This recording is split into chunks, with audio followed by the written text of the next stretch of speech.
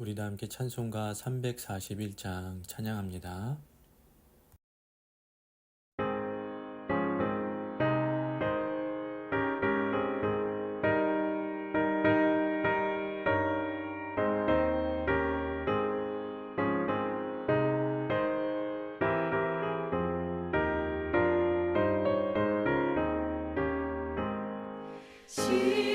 십자가를 내가 지고 주를 따라갑니다. 이제부터 예수로만 나의 몸에 삼겠네. 세상에서 부귀 영화 모두 잃어버려도 주의 평안 내가 받고 영생 복을 받겠네. 주도 곤욕당했으니 나도 곤욕당하리. 세상 사람 감사하나 예수 진실합니다. 예수 나를 사랑하사 빛난 얼굴 보이면 원수들이 미워해도 염려할 것 없겠네.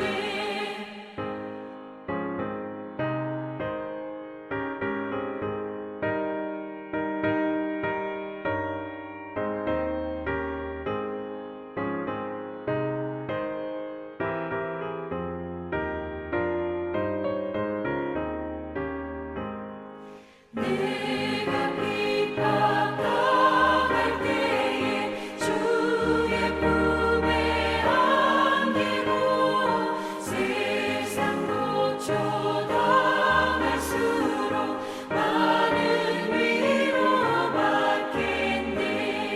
주가 주신 기쁨 외에 기뻐할 건 무엇냐. 주가 나를 사랑하니 기뻐할 것뿐일세. 아멘.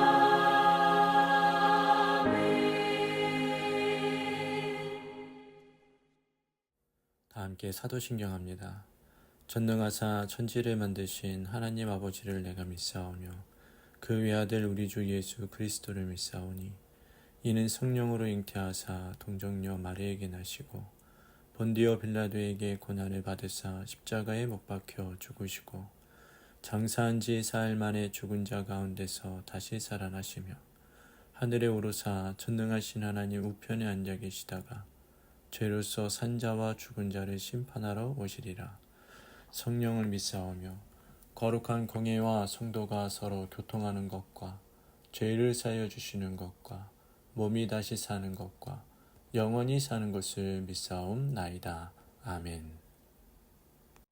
오늘 말씀 창세기 6장 9절에서 10절까지 말씀 함께 봉독합니다. 창세기 6장 9절에서 10절 말씀 함께 봉독합시다. 이것이 노아의 족본이라. 노아는 의인이요 당대의 완전한 자라. 그는 하나님과 동행하였으며 세 아들을 낳았으니 셈과 함과 야벳이라. 이는 살아계신 하나님의 말씀입니다. 오늘도 우리 한뜻교회 성도 가정마다 하나님의 인도하심과 하나님의 동행하심이 있는 하루 되기를 예수님의 이름으로 간절히 축복합니다. 오늘부터는 노아의 홍수를 우리가 함께 살펴보려고 하는데, 노아의 홍수란 무엇인가 하면 하나님께서 홍수로 당신이 창조하신 모든 것을 지면에서 쓸어버리신 그 일을 의미하고 있는 것이 노아의 홍수입니다. 그런데 이전에도 이후에도 이런 일이 한 번도 없는데 유독 이때 홍수로 세상을 심판하신 이유가 무엇인가? 우리가 지난 시간에 말씀을 나누었죠. 사람의 죄악 때문에 사람들이 자기가 보기에 좋은 것들만 택하고 또한 하나님의 자녀가 아닌 세상 사람들의 아름다움을 보고 결혼하고 아내로 삼았다고 했어요. 그래서 사람의 죄악이 세상에 가득함과 그의 마음으로 생각하는 모든 계획들이 항상 악한 것을 보시고 하나님이 사람 지으셨음을 한탄하셨고 그리고는 물로 쓸어버릴 작정을 하신 겁니다. 그런데 8절에 보면 그러나 노아는 여호와께 은혜를 입었더라 라고 말씀합니다. 그리고 9절과 10절에는 노아에게 셈과 함과 야벳이라는 세 아들이 있었고 우리가 오늘 읽지 않았지만 18절에 보면 노아의 가족이 노아와 그의 아내와 세 아들들과 세 며느리들로 구성되어 있다라고 기록이 되어 있습니다. 홍수의 배경을 말씀하시다가 왜 갑자기 노아의 족보를 말씀하신 이유가 무엇인가 하면 하나님께서 전 인류를 물로 쓸어버리실 때에 노아와 7 식구들은 살리기로 작정하셨다는 것을 말씀해 주시기 위해서 지금 기록하고 있는 겁니다. 근데 여러분, 그 시대 가운데 그 심판의 순간에 선택받았다는 것은 굉장한 축복이죠. 그럼 왜 그들은 선택받을 수 있었는가? 그 첫 번째는 그 시대 사람과 다른 존재였기 때문에 그렇습니다. 다른 존재라는 것은 그 시대 사람들은 여호와께 은혜를 입지 못했지만 노아는 여호와께 은혜를 입었기 때문이라는 거죠.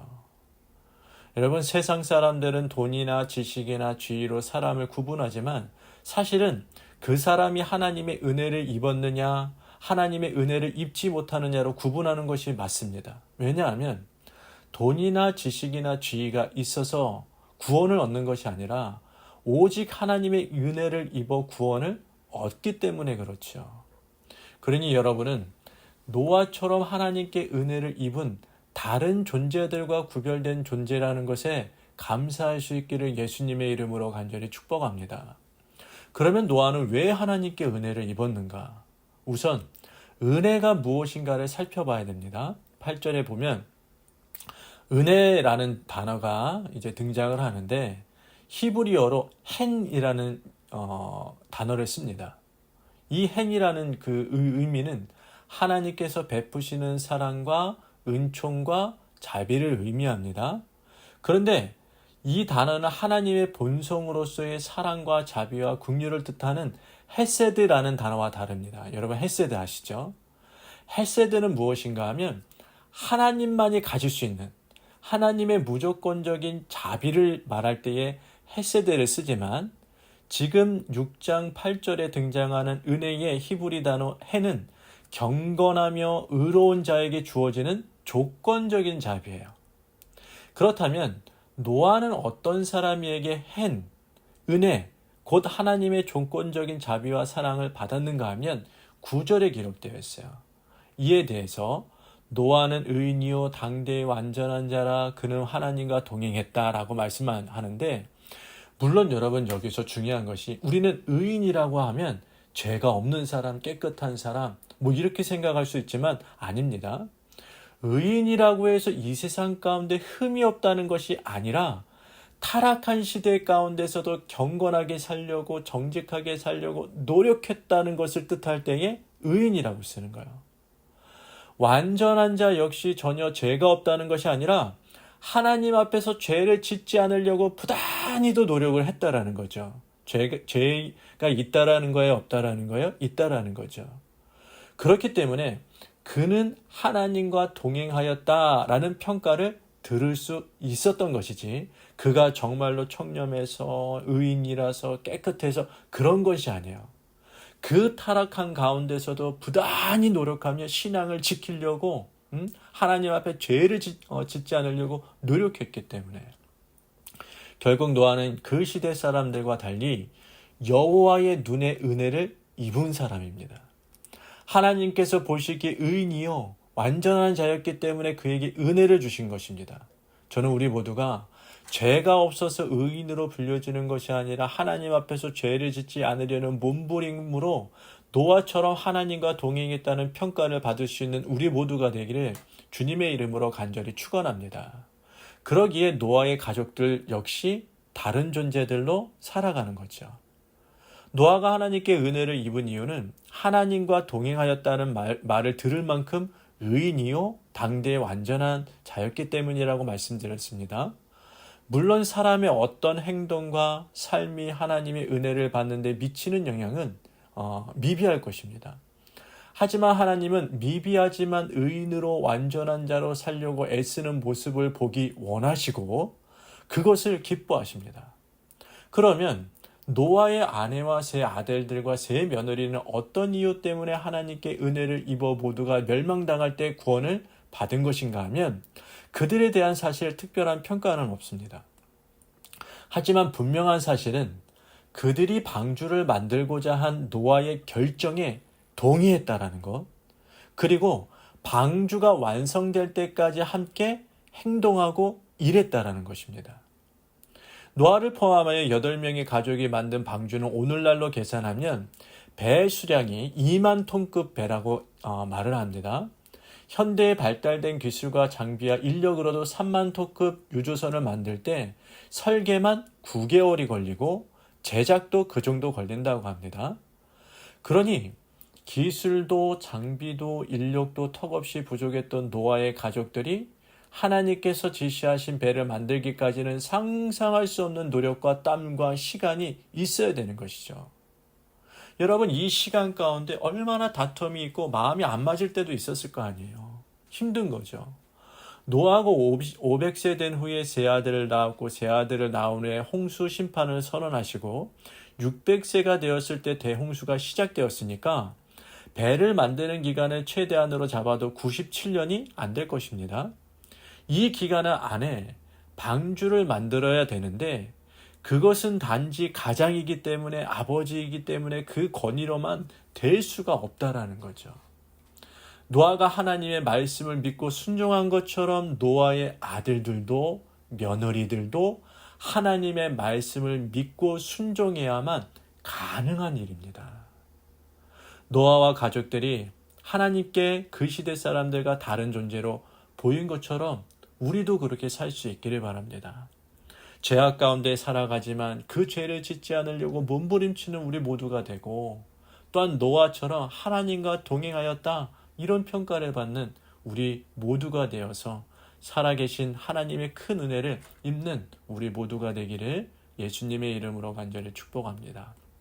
기도합니다. 사랑이 많으신 하나님 아버지, 저희를 믿음의 가정에서 자라게 하시고 구원받은 백성으로 선택하여 주신 은혜를 감사를 드립니다. 의인은 없나니 하나도 없다는 말씀처럼 우리는 매일 죄 가운데 살아가지만 죄를 짓지 않으려는 몸부림이 우리에게 있기를 간절히 원합니다. 혹여나 지금 나를 보시며 하나님이 한탄하고 계시지는 않을까 묵상하며 오늘을 대충 어제처럼 사는 인생 되지 않게 하시고 새로운 것에 두려움 없이 도전하며 진보적으로 전진해 나가는 저희들 될 수 있도록 도와 주시옵시고 한순간의 언어의 실수로 후회하는 일이 없도록 믿음의 언어가 우리의 삶 가운데 머무르게 하여 주옵소서. 오늘 하루도 하나님의 은혜를 기대하며 나갑니다. 부족하고 연약하다고 주저앉지 않고 부족한 것을 채우시고 연약한 자를 강하게 하시는 하나님의 은혜를 경험하는 오늘이 될 수 있도록 인도하여 주옵소서. 감사드리오며 예수님의 이름으로 기도드립니다. 아멘. 하늘에 계신 우리 아버지여, 이름이 거룩히 여김을 받으시오며 나라가 임하시오며 뜻이 하늘에서 이루어진 것 같이 땅에서도 이루어지리이다. 오늘 우리에게 일용할 양식을 주시옵고 우리가 우리에게 죄 지은 자를 사하여 준 것 같이 우리 죄를 사하여 주시옵고 우리를 시험에 들게 하지 마시옵고 다만 악에서 구하옵소서. 나라와 권세와 영광이 아버지께 영원히 쌓옵나이다. 아멘. 예루살렘아 여호와를 찬송할지어다. 내 하나님을 감사함으로 그 앞에 나가며 주 임재 앞에 경배해.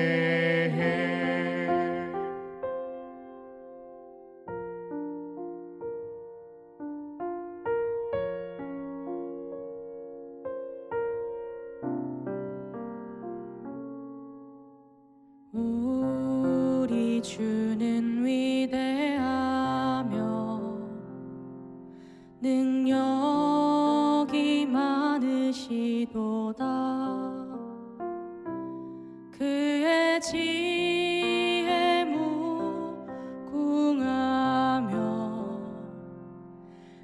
자는 영원하도다. 상한 자들 고치시며 상처를 싸매시도다. 별들의 수를 세시며 이름을 붙이셨도다. 그가 구름으로 하늘을 덮으시며 땅을 위하여 비 준비하시니 예루살렘아 여호와를 찬송할지어다. 내 하나님은 감사함으로 그 앞에 나가며 주 임재 앞에 경배해.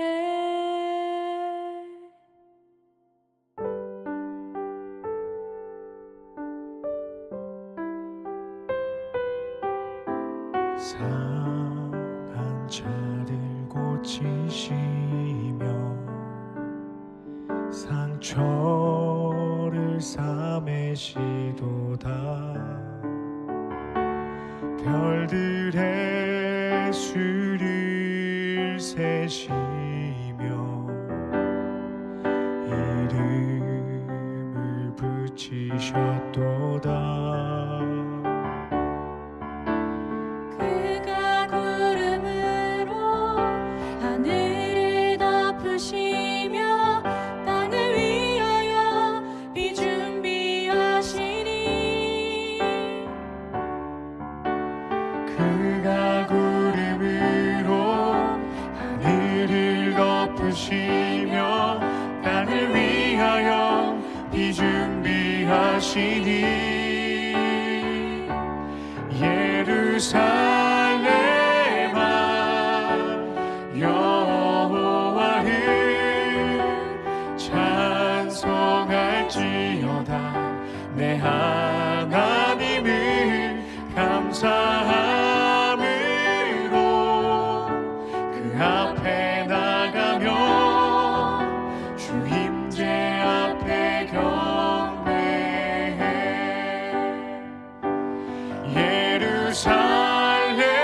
예루살렘아 여호와를 찬송할지어다.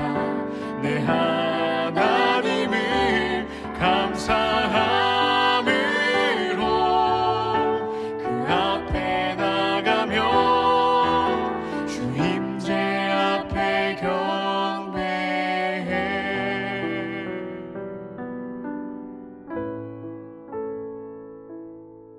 주 임재 앞에 경배해.